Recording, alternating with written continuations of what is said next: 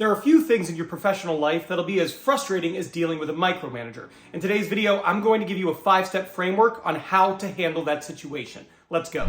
Now, the first thing you need to do when you're dealing with a micromanager is you need to understand their triggers.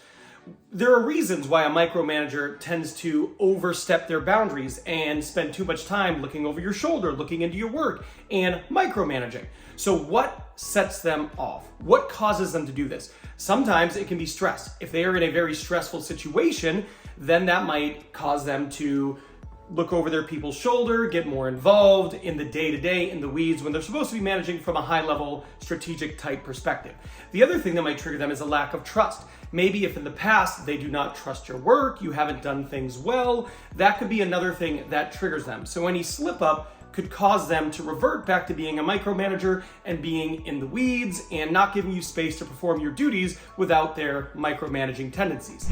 Whatever it is, it's really important to understand this, because if you understand what sets them off, what triggers them, you can avoid this to have less instances and where they are micromanaging. Now, the next thing that's really important is over time, you want to try to build trust with your manager. One of the major factors to a micromanager is they feel that if you want it done right, you have to do it yourself. So even when you hire people, you need to make sure that you're monitoring their work closely enough that it's being done up to your standard.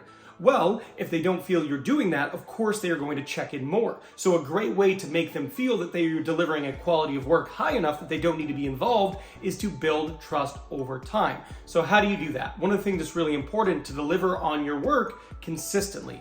But in addition to that, things you can do is update them along the way. Give them updates on your progress. Check in when they haven't told you to check in, right? Give them an update of important projects without them asking for one, letting them know, hey, we're on track, here's where we're at, everything's going great. Make sure you do this consistently enough so that they feel like they don't have to initiate the check-in. They know that you will keep them in the loop and they don't feel it's as necessary to be involved.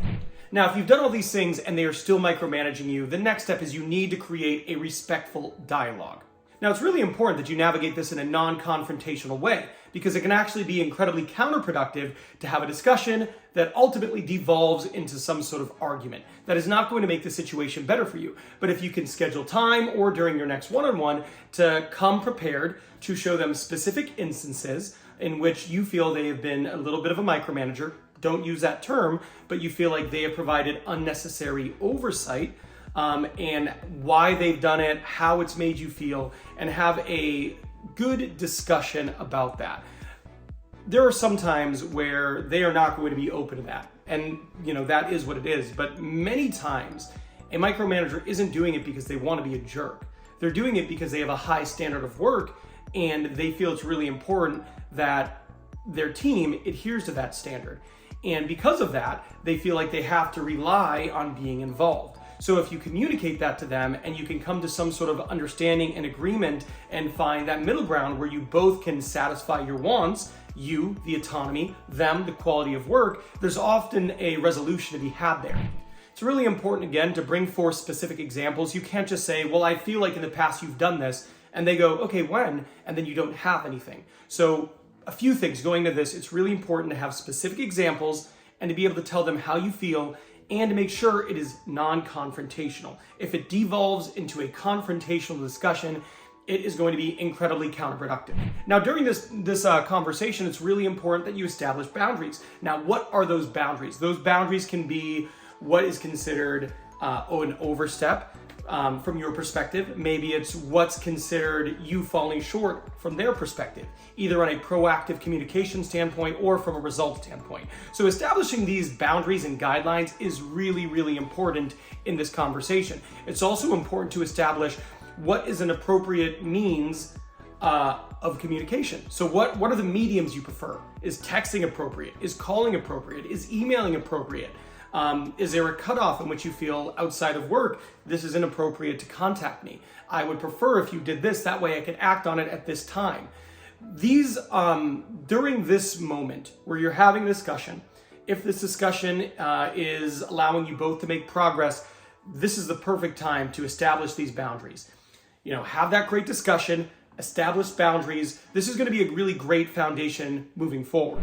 And the next thing you want to do beyond that is you want to make sure that you're keeping the lines of communication open. This shouldn't be a one and done thing.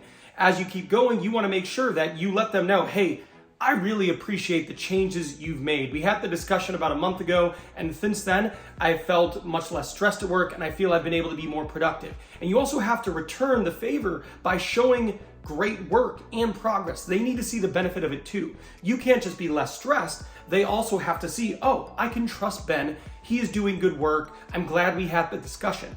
Additionally, if they revert back to some of their old tendencies, you want to make sure you were clear with them and provide the examples and bring up, hey, we talked about this before. I just want to be, open and honest with you. I feel like this happened, which was not in line with our discussion. And I'm just hoping we can continue to both make progress together. Something like that is a really great way to address it. Now, again, this situation isn't always easy, but this is a great framework to approach and adjust it.